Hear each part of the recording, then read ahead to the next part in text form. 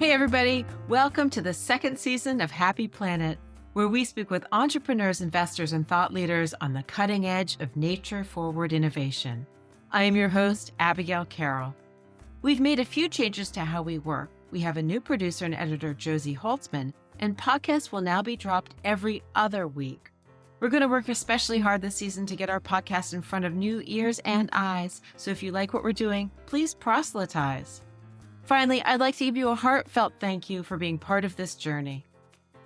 We are kicking off the season with the unstoppable Brian Skerry, and how lucky are we to have him on the show.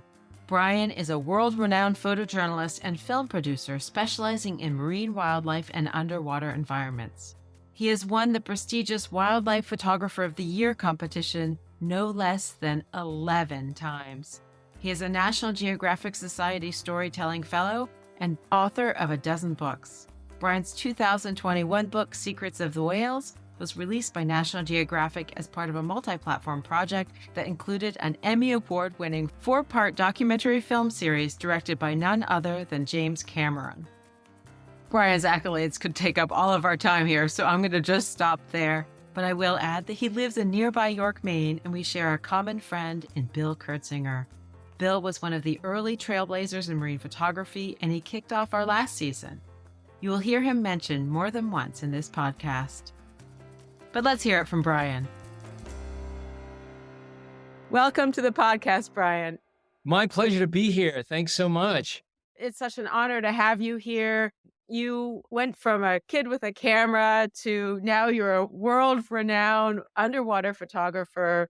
And I'd love to hear a little bit more about that journey.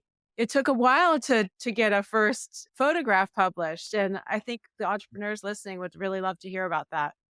Well, it sure did take a while, Abigail. It took me a long time to kind of realize my dream, but the dream started out when I was a little boy. You know, I grew up in a little working class town, an old textile mill town in sort of central Massachusetts. And my parents would take me to the beaches of New England, so I was going to the beaches in Rhode Island and Cape Cod and New Hampshire as a child. And I fell in love with the sea, I think, from those very early days. I often think back and remember riding in my parents' station wagon back from the beach, all sunburned and salty, and having this sort of mix of feelings inside my mind. On one level, I was very much at peace and just, had a total blissful day. But on the other side of my brain, my mind was racing, wondering what was out beneath those waves. I think I was always drawn to wanting to do something adventurous, exploration. I remember reading National Geographic magazine as a kid and watching documentaries from Jacques Cousteau and so forth. And even though I wanted to do many, I think, adventurous things, there was something special about the ocean. So I began scuba diving when I was about 15 years old, but I became a certified scuba diver. And initially, that was kind of all I thought I wanted to do, was be an explorer, ocean diver, explorer. But within a year or two, I attended a diving show in Boston. It's the longest running dive show in the world, and it'll be going on in March again this year. And I sat in that audience as a teenager and watched underwater photographers and filmmakers present their work. And I often describe that as an epiphany, where a light went on in my head that said, that's how I want to explore the ocean, with a camera in my hand. I think I was always a very visual person. I liked movies and books and magazines. I loved looking at images.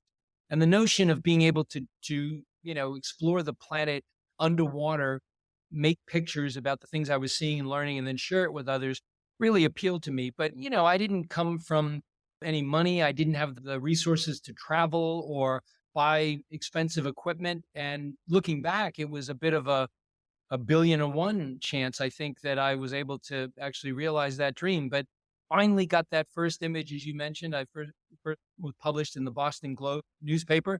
I was doing a lot of shipwreck diving in the early part of my career because I could dive here in New England, and that was interesting to me. There were a lot of unexplored wrecks with good histories. So I did a few of those shipwreck stories for the Boston Globe, and then I started working for diving magazines and, trying to sort of diversify my portfolio. I was doing some speaking engagements. I wrote some books about diving and photography, worked for other magazines, sold stock photography to Sports Illustrated or Esquire or Men's Journal or whatever.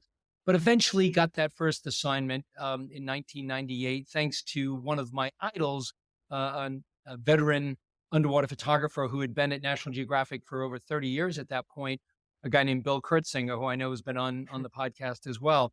And Bill and I had become friends at that point, and we traveled together, did some diving in various places. And he called me one day and he said, "Look, I've got two stories from National Geographic that I'm working on, one that I want to do and one that I don't want to do."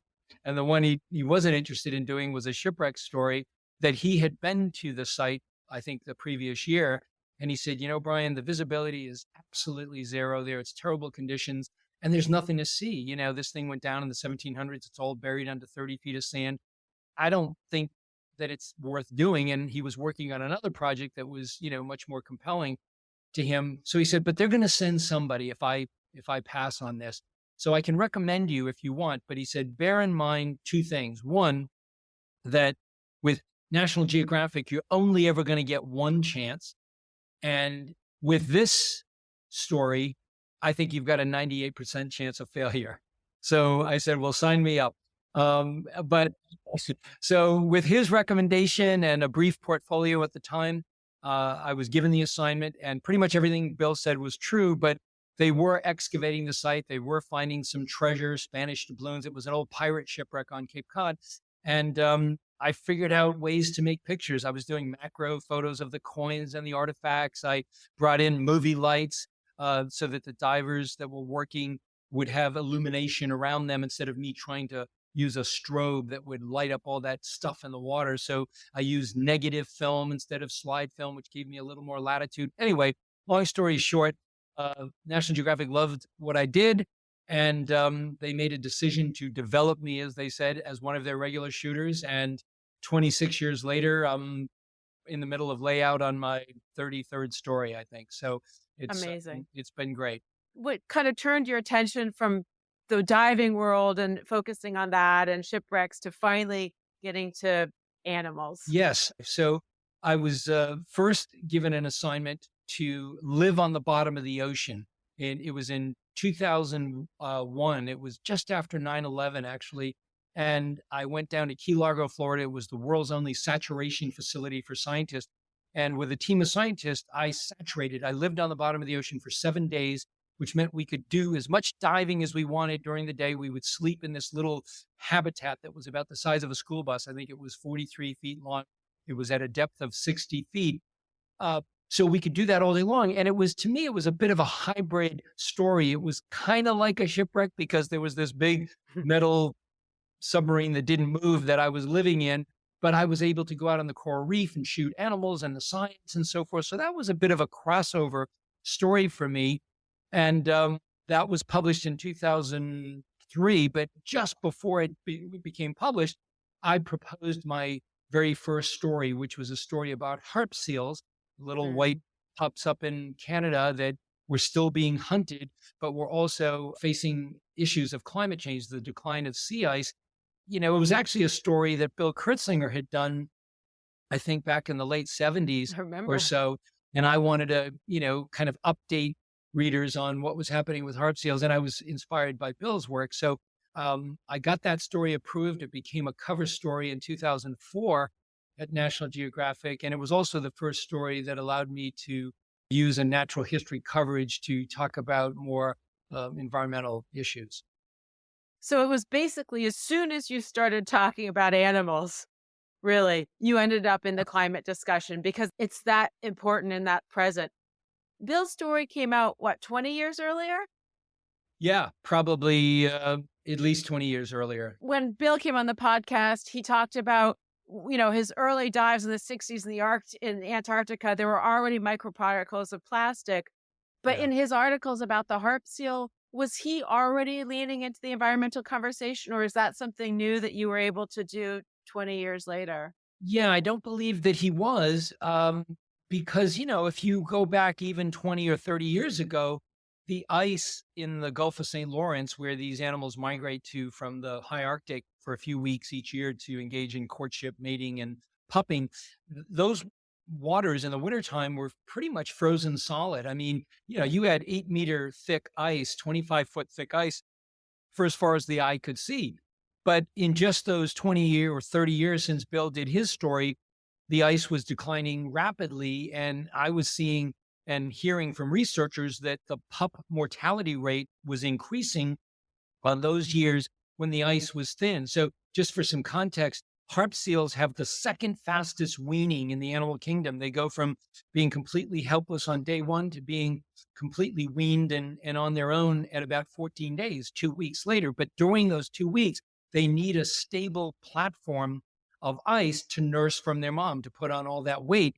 But what was happening is the ice was thin or non-existent. The pups were falling into the ocean. I made the very first photos of, 5-day-old pups with the umbilical cord still on their belly, falling through that slushy ice and being frantically pushed back up to, stable perches by their moms to breathe and to get back out of the water. So, yeah, in just a few decades, we had already seen this massive decline of ice and pup mortality rate increasing to 100% on some of those years. So as you transition to taking photos of animals and telling these environmental stories, did you have a particular shooting philosophy that was helping you Yeah. express those? Like what drive why are you doing films now with James Cameron and somebody Right. else isn't? What makes your photography special? Well, that's probably a question that could be answered in a number of ways, but let me just talk maybe a little bit about that evolution, and it might help answer some of that question. So I was when I started out, I think it was very self-serving, right? I just wanted to do adventurous and cool things, and I was inspired by guys like Bill and other photographers that were just traveling around the world and in tropical coral reefs or the poles or diving in Antarctica like Bill was doing and doing really cool things. And as a teenage boy or teenager in general, that just really appealed to me. I wanted to do what those people were doing. Once I started working for National Geographic and was doing that very thing, traveling around the world and seeing things, um, some things became quite evident to me, and that was that the ocean was suffering from many problems.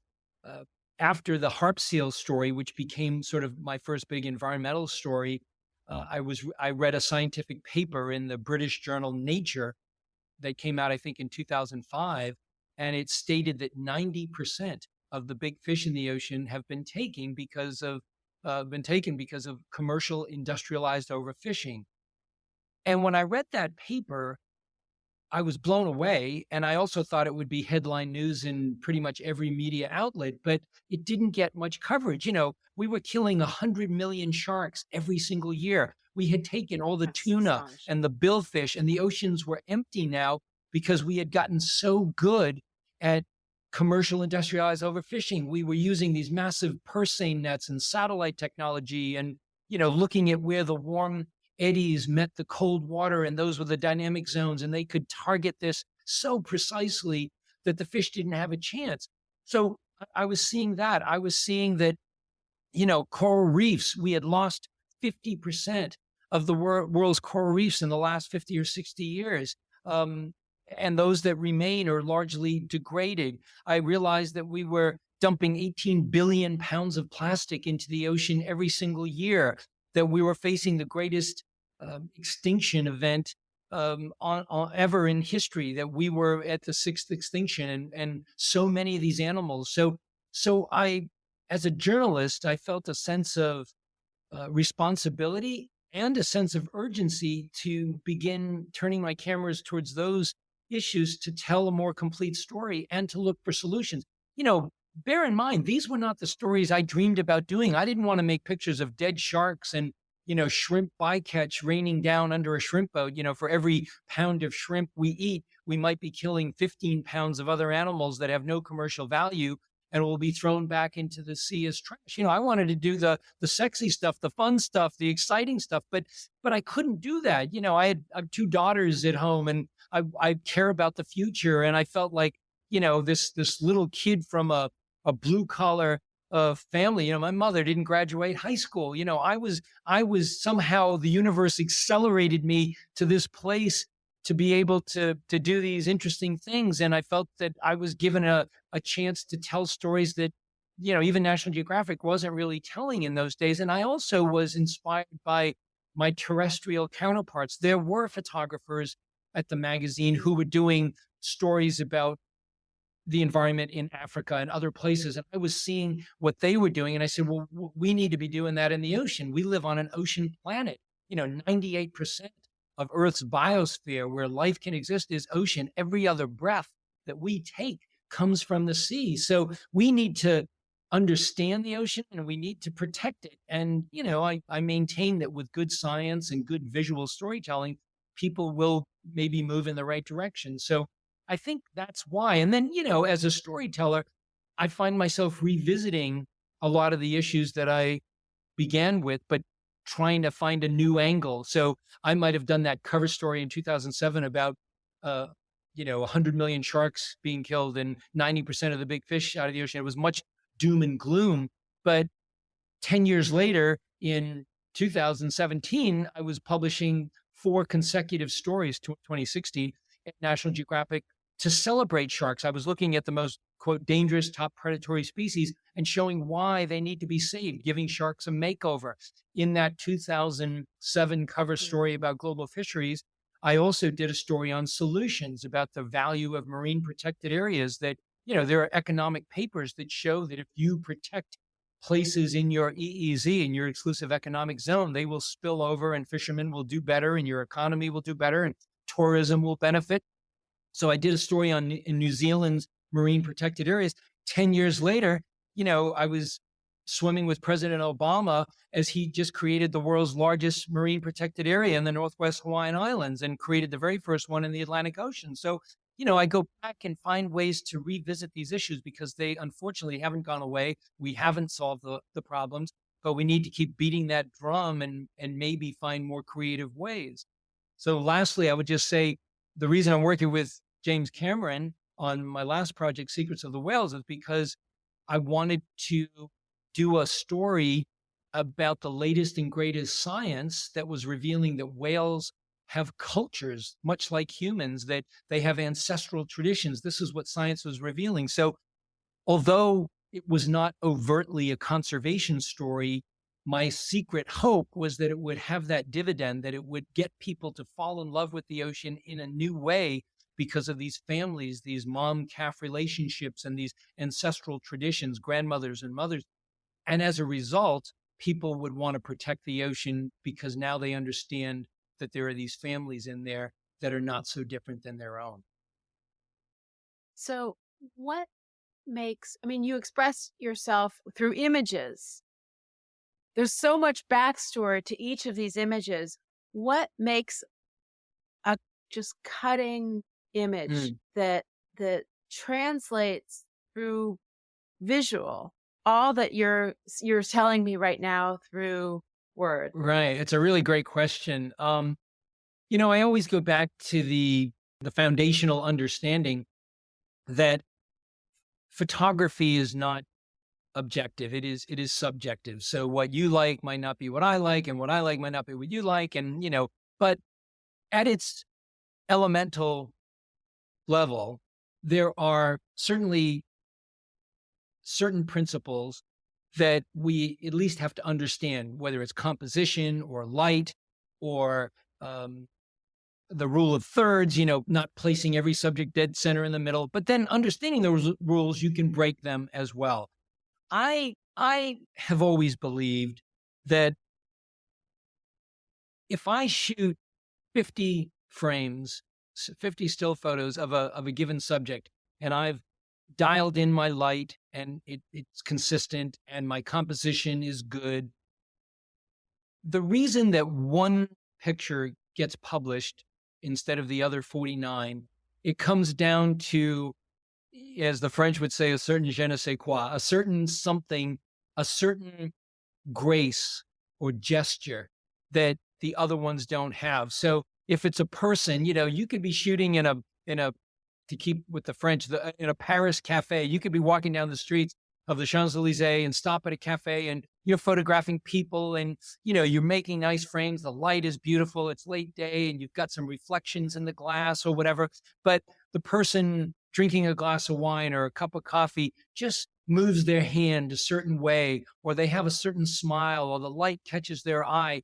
And that's the one. All the other ones could be great. And if you didn't see that one, maybe those would get published. But if you have a magic frame, that's the thing. So with animals, I'm trying to do that as well. I mean, my first monograph, which came out in 2011, a coffee table book called Ocean Soul, I came up with that name kind of as an answer to the question that people would ask me, well, what is it that you most like to photograph?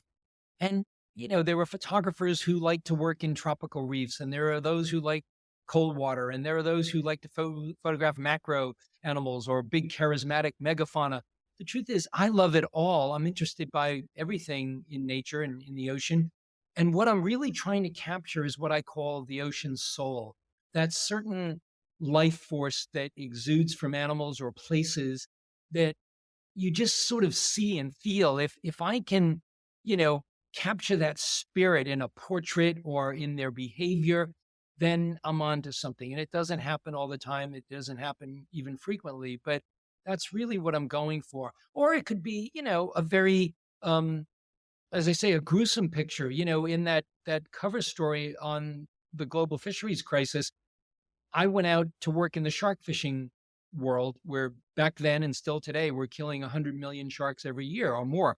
And I wrestled with the notion of how do I make a photo of a dead shark that will resonate with readers? There's still a lot of people who think sharks are villains or bad, or they should all be eradicated. So I made a number of images that were technically fine, but it was this one morning I jumped in the water in the Sea of Cortez in Mexico, and I was swimming along a gill net, this large net that's put out to just capture anything that comes along. And I saw a dead thresher shark. Now, thresher shark is a pelagic animal. It has these big wing-like pectoral fins so it can glide through the open ocean. And it had just recently died. So its eye was still open. And as I framed that scene in my camera's viewfinder, it struck me as a crucifixion. So I sort of positioned myself to really make it look like a crucifixion. It ended up being the lead picture in that cover story, and it's gone on to be used by a number of NGOs for shark finning programs, try to stem that problem of shark finning. It wasn't a happy picture by any means, but I was trying to create empathy for this statistic of so many sharks being killed. I saw those photos and they were incredibly moving. The bycatch one was just horrific to think of how much quote unquote waste, in Iceland, we're talking, and here in Maine, we're talking about 100% usage of fish. And there you're just throwing out all this stuff that frankly could have a purpose. You shouldn't kill for no reason. Right. But I was wondering how you got the people on the ship to cooperate with your photography that day, because you're basically critical of what they're doing. Yeah. How did you maneuver that? That was very smart. Yeah, that's a really good point. I'm glad you brought that up. The first thing that should be noted is that what they were doing was completely legal. There was nothing illegal about it. And they understood, like when it came to shark fishermen, some of the photos I made for that story back then, there was a 500-pound mako shark on the beach that they were finning. It actually had blood dripping down from its eye. It looked like it was crying bloody tears. But I made this photo, I think we published that one as well, of this guy reaching over and cutting off the fin. And in Mexico at that time, again, this was completely legal. There was a certain machismo. They were proud that they had caught this big fish and that they were, making money, that they were being lucrative about this, that was okay. I hid nothing about what I was doing. I was on assignment for National Geographic magazine, doing a story on the problems of overfishing. And many of these guys that I talked to, mostly guys, they actually said to me that they wished that Mexico at that time would put in some regulations, because they knew that it would be in their best interest to have sharks and other things to catch in the future. It was somewhat the tragedy of the commons, where if if it doesn't belong to anyone, then everyone will go out and take and take and take to get theirs before they're all gone or before somebody else gets it. But if there were regulations and seasons, but there weren't these shark fishing camps that I visited, I could go along the coast of Baja on the West Coast or the East Coast, and there were all these little fishing camps, and they would be somewhat migratory. They'd move around and go to different places at different times of the year, but there was no season. There was no regulation. You could do this year round. And they sort of lamented. They understood that that was the case. So it was the same everywhere I went. In only a few cases in my life have I photographed people who didn't want me there. One was when I went back to do another piece on the harp seal hunting and had been given a permit from the Canadian government to observe and photograph the hunt. But, this time I was landing with helicopters out on those ice floes. And those hunters that were killing the seals didn't obviously want me to photograph them. So they, threatened my life and were chasing me down over the ice floes. It was pretty dicey stuff. But all the other stuff, in these countries that I worked in, it was never a problem. They welcomed me in. Kind of surprisingly, but they did. And do the animals welcome you in? Well, that all depends. You tend to remember the most magic moments, and I've had more than I can remember, honestly. I often think of my career as just this long string of extraordinary wildlife encounters, but no, they don't always. I think, as with anything in nature, you have to give it time. You have to be very patient. One of the things that National Geographic has given me over the last few decades has been that gift of time. To be able to go and spend weeks or months in a place and sort of acclimate, learn the underwater ecosystem. And inevitably, usually, if I spend enough time in a place, animals do warm up to you. Some places faster than others. The most frightening days have always been when I wake up after the most happy day of getting the assignment approved. I write a proposal. If it gets approved, I'm elated that day, but then you wake up the next day and you realize you have to do it.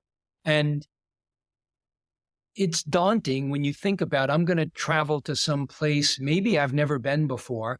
I'm going to get off the plane after a day of travel, and then I have to get on a boat, go somewhere, jump in the ocean, and make National Geographic quality images. And there's only so much I can control. I can't control the weather. I can't control the visibility. I can't control the animals. If they are not there or don't interact with me or come close enough, I won't make photographs. I have to get usually within a meter of animals to make a good photo. And in underwater photography, the water is never that clear where you could use a telephoto lens. So the animals have to let you into their world. And I've been very blessed over these years that if I spend enough time, usually that happens. Is there an animal in particular that you're attached to?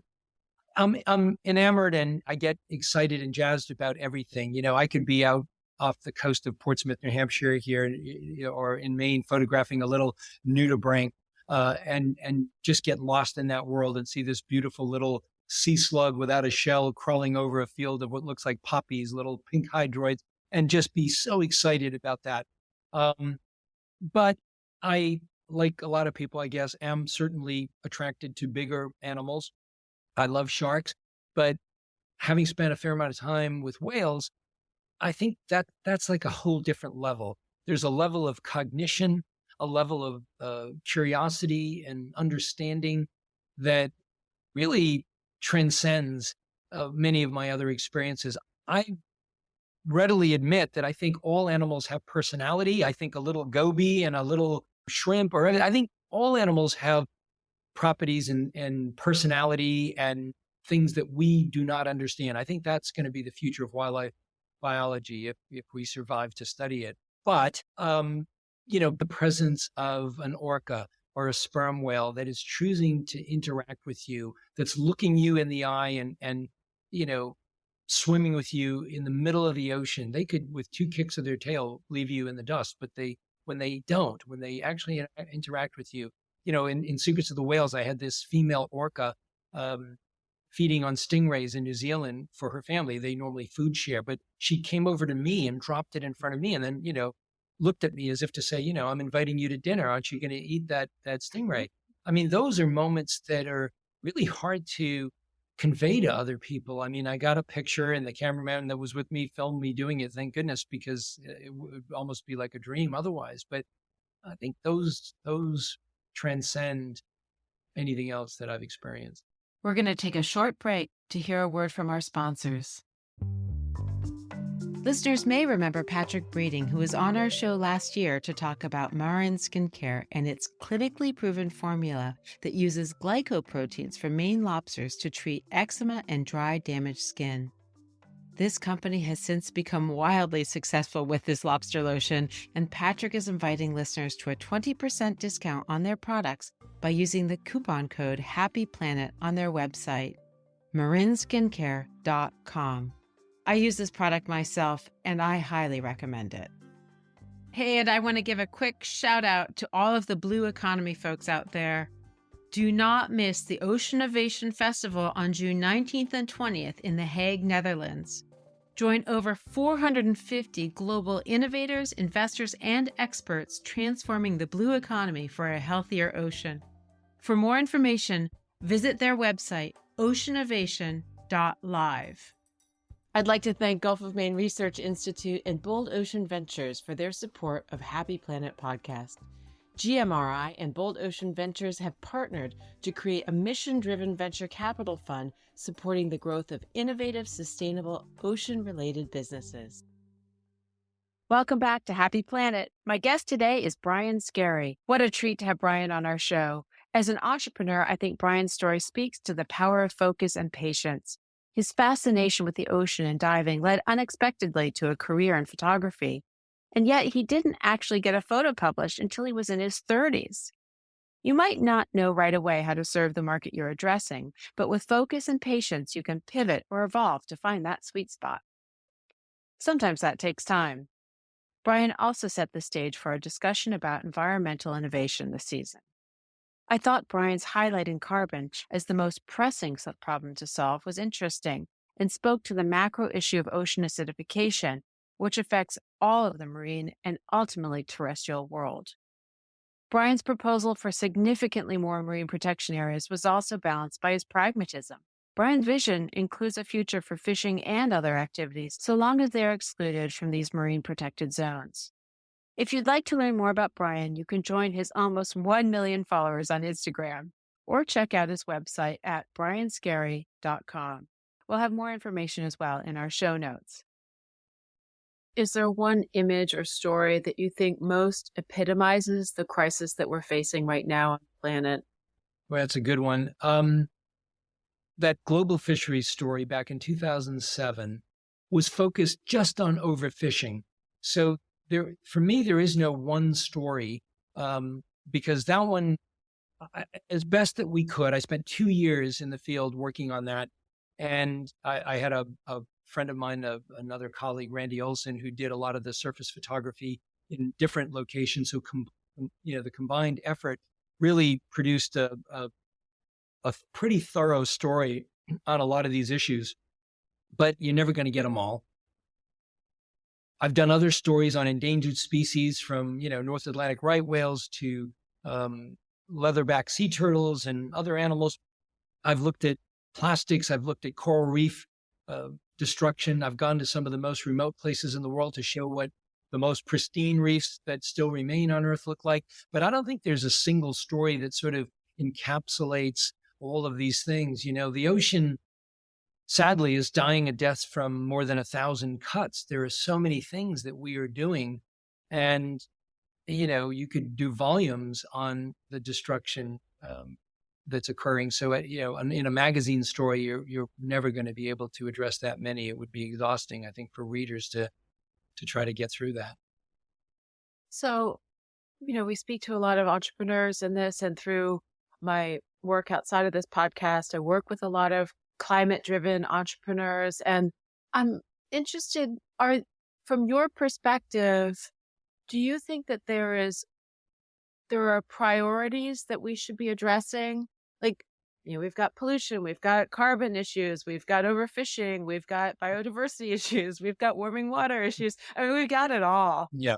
Like, do you think, Right. from your perspective, the animals that you're seeing, what are the most immediate threats? Mm. Well, you frame that really nicely. And you're right. They're all urgent. And if it weren't for so many, any one would be the priority. But I have come to the belief that climate and carbon is the most urgent. Um, I mentioned earlier that we live on an ocean planet. If you look at it from space, we can see that about 72% of Earth's surface is water, is ocean. 98% of the biosphere where life can exist is ocean. And every other breath that we take comes from the sea, regardless of where you live. That's because the ocean is the greatest carbon sink on the planet. It takes in carbon and it gives us back oxygen. We know that rainforests and trees do this, but the ocean does it on a much grander scale simply because this is an ocean planet. Our weather, our currents and economies and commerce and ecotourism and everything, so many things are directly tied to the ocean. So if you live in the middle of Nebraska or the middle of the Sahara Desert, you are tied directly to the ocean. Yet we have expelled so much carbon, largely from the burning of fossil fuels, that we are literally changing the ocean's chemistry. It has absorbed so much carbon that it is becoming higher in pH. It is becoming acidic. There is a thing called ocean acidification, which means that the pH levels are rising in seawater. And what that means is that the seawater is now eroding so many things that live in the ocean, particularly things that are made of calcium or anything similar to calcium. So what's made of calcium? Well, coral reefs are made of calcium. So coral reefs are being eroded by the ocean itself now because, it's in many cases, it's like a sponge that has become saturated with water. It can take on no more. Well, we're putting so much carbon in there, it's elevating that acidity level.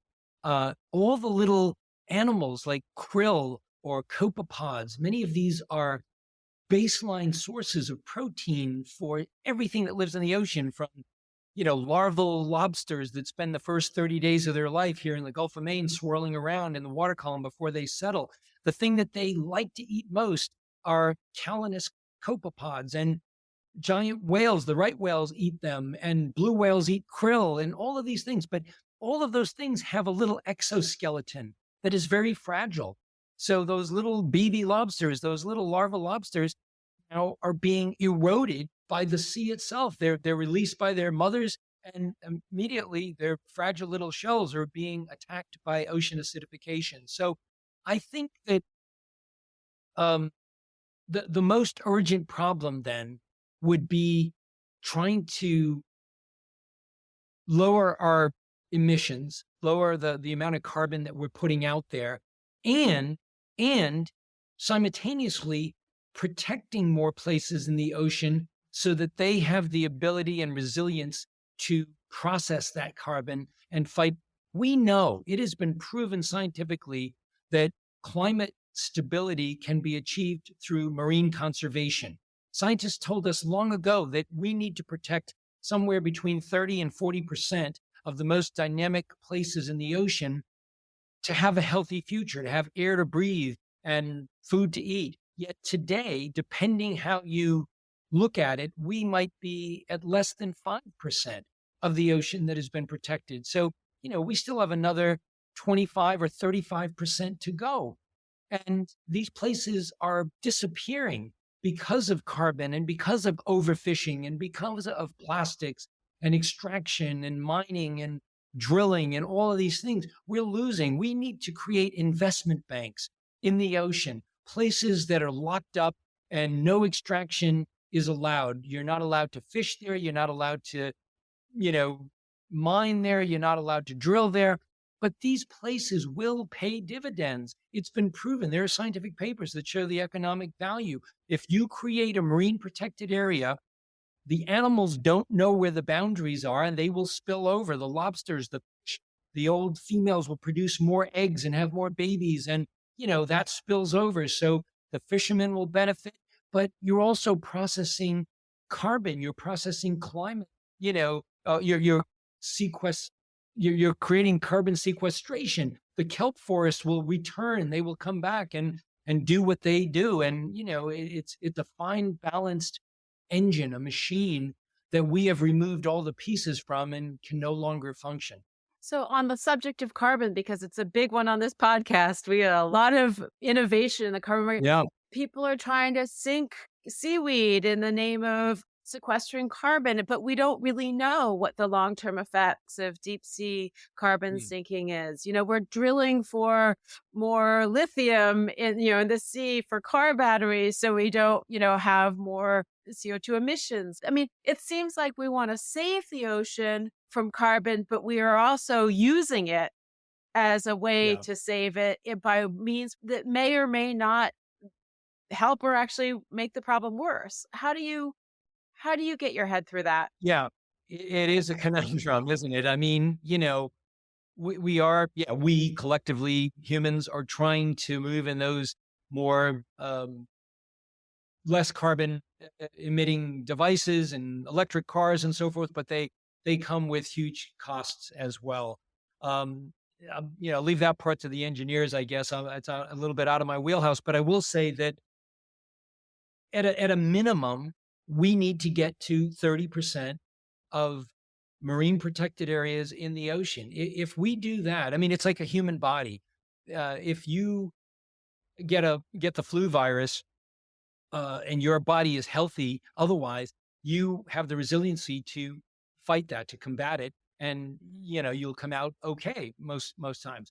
But in the ocean, it's the same way. If the ecosystem is healthy and it starts to get more frequent and more severe climate heating waves and so forth, up to a point, it can fight those infections. If they're on a coral reef, if there are predators, if there are planktivores, if there are herbivores, if there are all these different things that work in harmony with each other, the ecosystem can fight off. It's when you've taken all the sharks and the grouper and the snapper, and now it starts getting choked by algae and the herbivores aren't there to control it and so forth.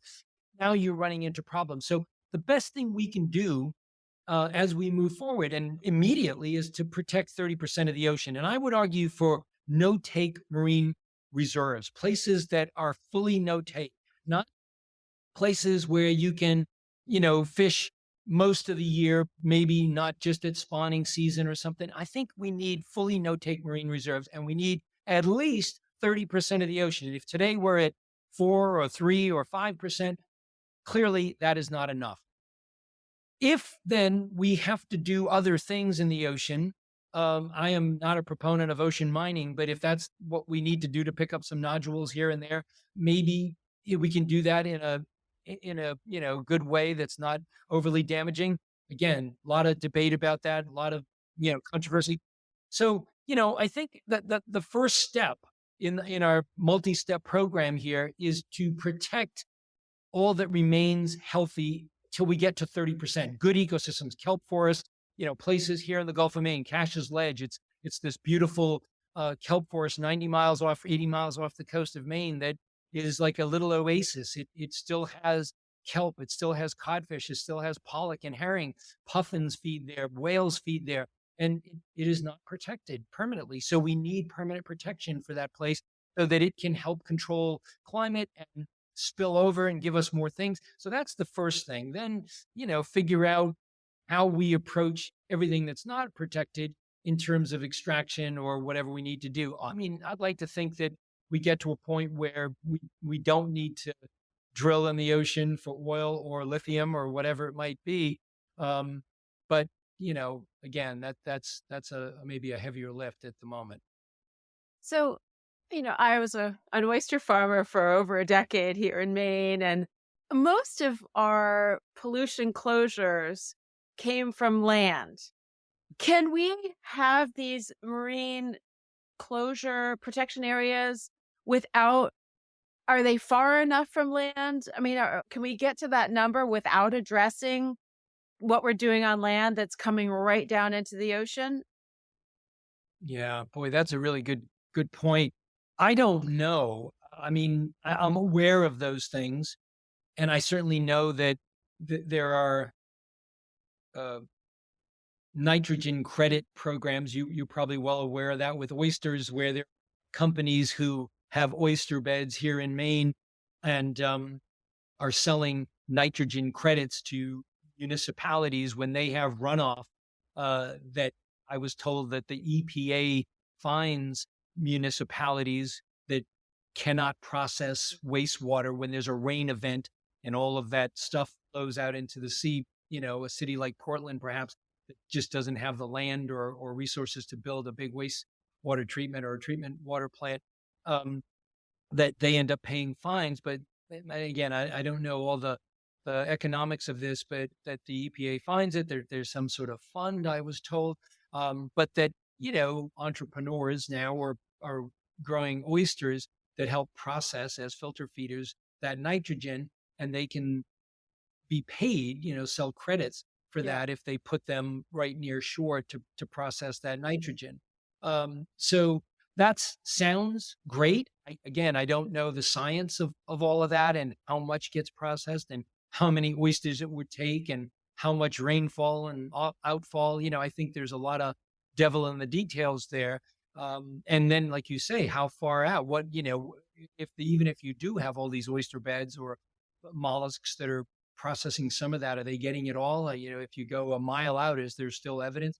I would have to think there probably is, but again, I don't know the science on that. I just know that um, it's allegedly being addressed, and I don't know to what degree. Thank you for sharing these. I know these are hard things to discuss and it's really hard to find a right answer. I'm going to change direction here a little bit. If you weren't a photographer of the ocean, what would you be taking photos of? Or would you be a photographer at all? Yeah, I don't know that I've ever really thought about that, but I'm not sure I would be a photographer at all. My inspiration was to be an ocean explorer. I was a diver before I was a photographer. I just wanted to explore the ocean and then discovered photography was the way that I wanted to do that. So, had it not been for diving, I'm not sure that I would have. I wasn't a kid that wanted a camera for my sixth birthday. I wanted a snorkel and a mask so I could pretend I was Jacques Cousteau in the backyard swimming pool. So maybe not. But that being said, having been shooting pictures for over 40 years and underwater mostly, I have become in love with photography. I marvel at my colleagues who street photography or terrestrial wildlife and so forth. And I see myself gravitating to some of those things. I've been in Maine now for over 6 years. I love Maine. I'm fascinated by terrestrial wildlife here as much as I am in the ocean. Almost exactly 1 week ago today, it was a week ago yesterday, actually. I get up in the morning, my dog was barking. I thought, he was looking out the window at some deer, which we often have, Mm. but I came down to see a bobcat walking across my backyard. And I've always wanted to see a bobcat and never had until then. And it was just this beautiful animal, very proud and strong, just kind of trotting across my backyard. And, in the days since I'm inundated with work, but in the evening, late, I'm looking on YouTube for bobcat videos from Maine or lynxes and so forth. And I can imagine myself, taking some time and doing these projects about the animals here in Maine or in New England. Or, I've got colleagues all over the world in Africa and so forth doing stuff in these places that I dream about doing. So I think my photography is certainly expanding. I will always be an ocean photographer as long as I can and will continue because, I've built and learned so much on the years past. And I want to continue that because every time I go in the water, I see something new. And I think there's endless stories and important stories to be told. But for my other interest, I'd love to be doing other kinds of photography. Nice. So, what do you have in the works that we should be keeping an eye out for? Mhm. Well, by pure serendipity, just prior to COVID in 2019, I finally proposed the story to National Mm. Geographic about the Gulf of Maine, my native waters, where I began diving, 46 years ago. And I'd long wanted to do a story on the Gulf of Maine, but always kind of put it on the back burner. I was doing all these other stories and ones we talked about. But finally, I forget what year it was exactly, maybe 2015 or 16 or 17, I read this paper by Andy Pershing at the Gulf of Maine Research Institute that stated that the Gulf of Maine was the epicenter of global ocean climate change, that it is warming 99% faster than the rest of the global ocean.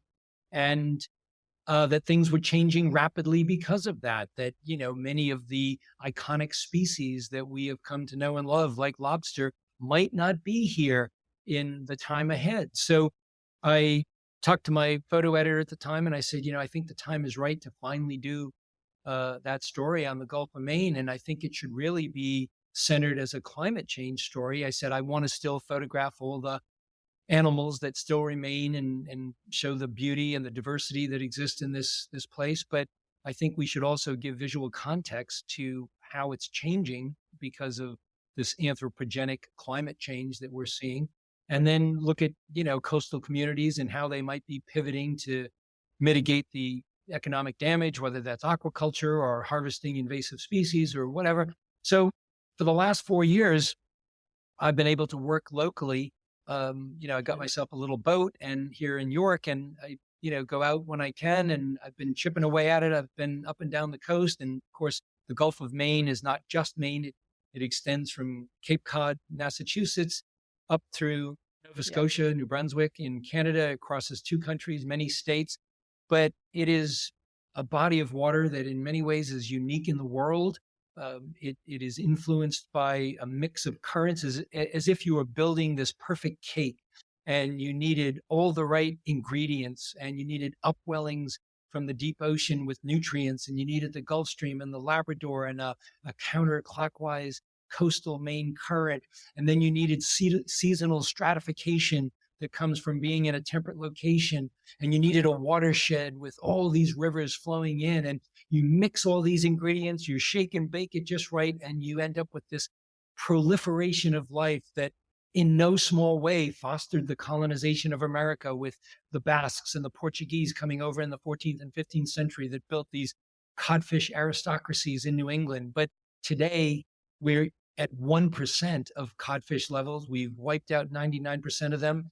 And now we've got climate that is literally changing ecosystems before my eyes. We're losing kelp forests.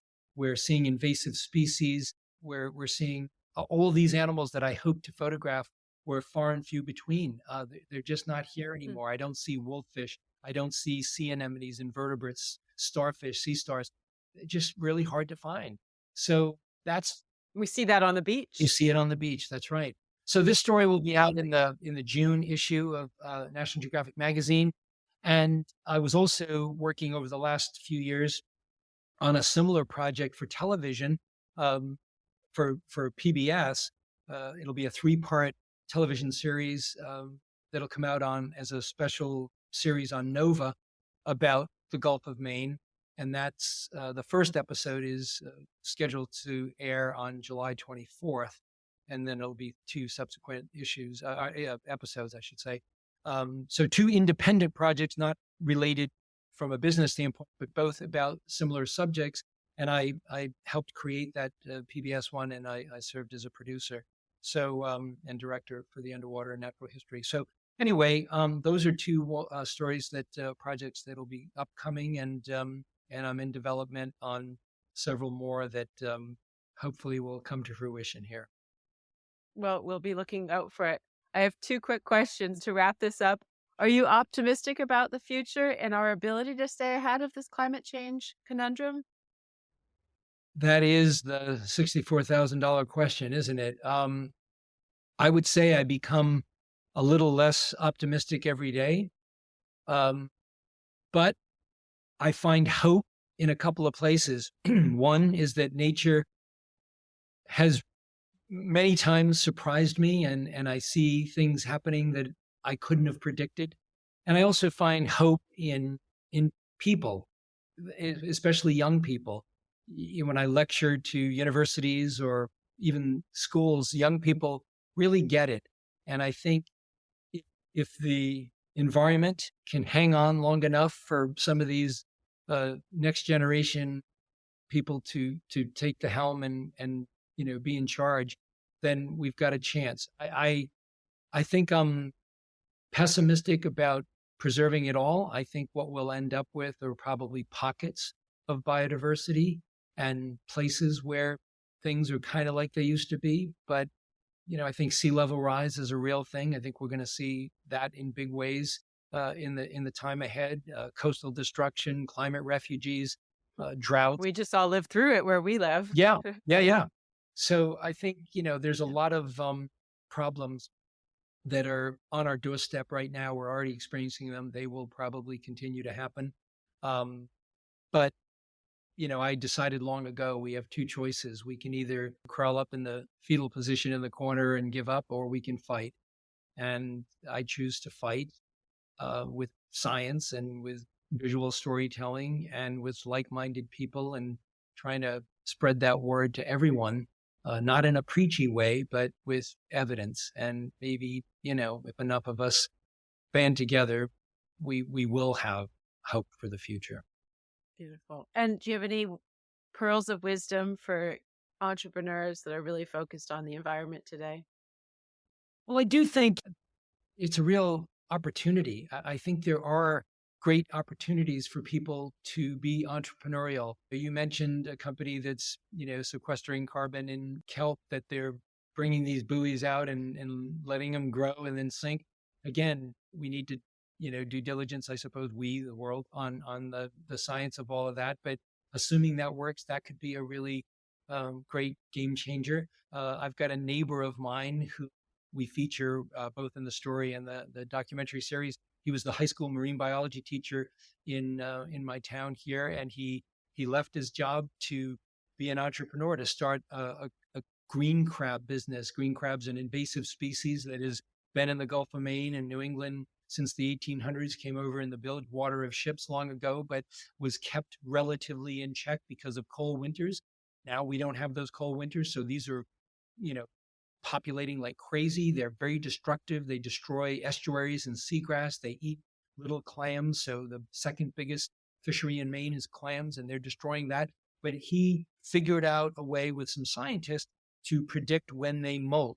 These are a big delicacy in Venice, Italy, where they serve soft shell green crabs, but nobody had been able to figure it out here. He's onto it. He's doing this. He's working with a 26-year-old, like 5th generation lobsterman here in Maine, and they started a green crab business. So they're just in the early stages. But, I look at these things and I say, humans find a way. They find a way to be profitable. And that's the only thing that's probably ever saved us, is that if there's money to be made and people can, profit from it. But I think we have to do things differently than we did in the last century or two. And we're doing it. So yeah, I find hope there too. Me too. And hence the podcast. I want to spread that hope. Yes. Thank you so much, Brian. I mean, it was so lovely to have you on. I've learned so much from you, and I just think that listeners are going to really enjoy this. So, well, it has been my pleasure. I could talk all day, but I think this will be enough for the first go around. So thank you so much. Keep rocking, and I'll look forward to our next conversation. Me too. What a treat to have Brian on our show. As an entrepreneur, I think Brian's story speaks to the power of focus and patience.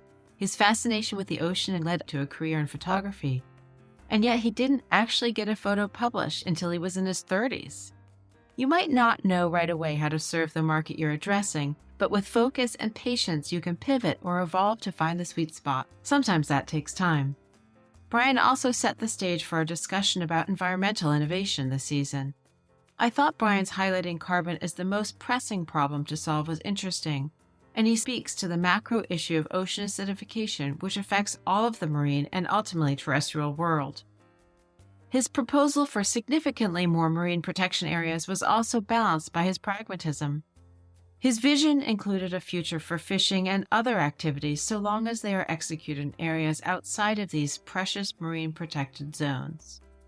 If you want to learn more about Brian, you can join his almost 1 million followers on Instagram or check out his website at www.brianskerry.com. We'll have all of this information in our show notes as well. Thank you once again for listening. Please follow Happy Planet wherever you tune in and leave us a rating and review. It does help new listeners discover the show. Happy Planet was reported and hosted by me, Abigail Carroll. I am also the executive producer. The talented Josie Holtzman is our producer and editor. Composer George Brandel Egloff created our theme music. Learn more about my work and get in touch by visiting happyplanetpodcast.com.